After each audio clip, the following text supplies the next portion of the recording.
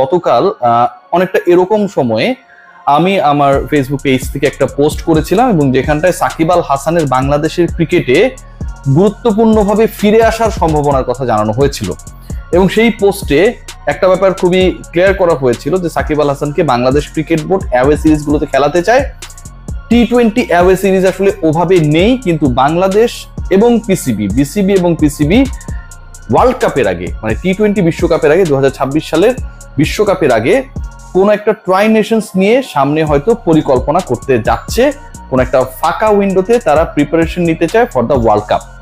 এর বাইরে বাংলাদেশ যে অ্যাওয়ে সিরিজগুলো খেলবে, স্পেশালি ওয়ানডেতে, সেগুলোতেও সাকিব আল হাসান যদি ফিটনেস ওয়াইজ এভেলেবেল থাকেন তাহলে তাকে বাংলাদেশ ক্রিকেট বোর্ড খেলাতে চায়।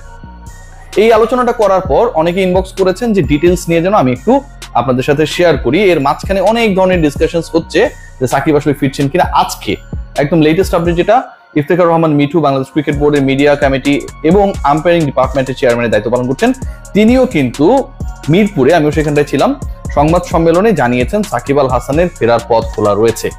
এখন প্রশ্ন হচ্ছে যে বাংলাদেশ ক্রিকেট বোর্ডের কর্তারা এই যে বক্তব্যগুলো দিচ্ছে সাকিবকে ফেরানো নিয়ে, বিভিন্ন যে পরিকল্পনাগুলো, বিভিন্ন যে ওয়ে আউট গুলো বলা হচ্ছে, এগুলো আসলে কি শুধু বলার জন্য বলা, নাকি সাকিব আল হাসানকে বাংলাদেশ ক্রিকেট বোর্ড সত্যি সত্যি বর্তমান বাস্তবতায় জাতীয় দলে আবারও ফেরাতে চান? এই প্রশ্নটা যখন উঠেছে, সেই প্রশ্নের উত্তর দেওয়ার আগে আমি কয়েকটা ব্যাপার আপনাদের ক্লিয়ার করি। সেই কয়েকটা ব্যাপারে প্রথম ব্যাপার যেটা, যে আপনি আমাকে ইগনোর করতে পারেন, গালি দিতে পারেন, অবজ্ঞা করতে পারেন, but end of the day আমি যে ব্যাপারগুলো বা যে আপডেটসগুলো আপনাদের সাথে শেয়ার করি, দিন শেষে মোস্টলি সেগুলোই কারেক্ট হয়। সো ব্যাপারটা আমি যেহেতু শেয়ার করেছি গতকালকে আমার ফেসবুকে পোস্টের মাধ্যমে, আর এখন ভিডিও করছি, এই ঘটনাটা ঘটতে চলেছে, তবে কিছু ইফস অ্যান্ড বাটস রয়েছে। ঘটনা আসলে কি, ঘটনা এর আগে যে আলোচনাটা কোথাও ছিল না, সেই আলোচনাটা শুরু হয়েছে এবং আমি খুব নিশ্চিতভাবে 100% আমি জেনে আপনাদের সাথে শেয়ার করছি।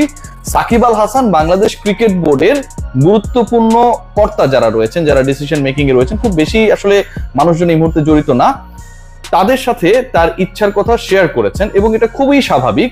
তিনি বাংলাদেশের জার্সি গায়ে খেলতে চান এবং আন্তর্জাতিক ক্রিকেটটা বাংলাদেশের জার্সিতেই শেষ করতে চান।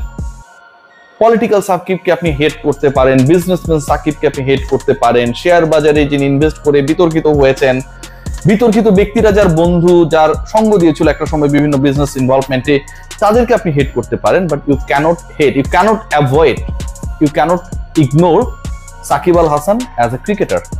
সেই সাকিব আল হাসান, ক্রিকেটার সাকিব আল হাসান, তিনি বাংলাদেশের জার্সি গায়ে ব্যাক করতে চান এবং এই ব্যাপারটায় বাংলাদেশ ক্রিকেট বোর্ডের ভূমিকা তিনি তার মতো করে চেয়েছেন।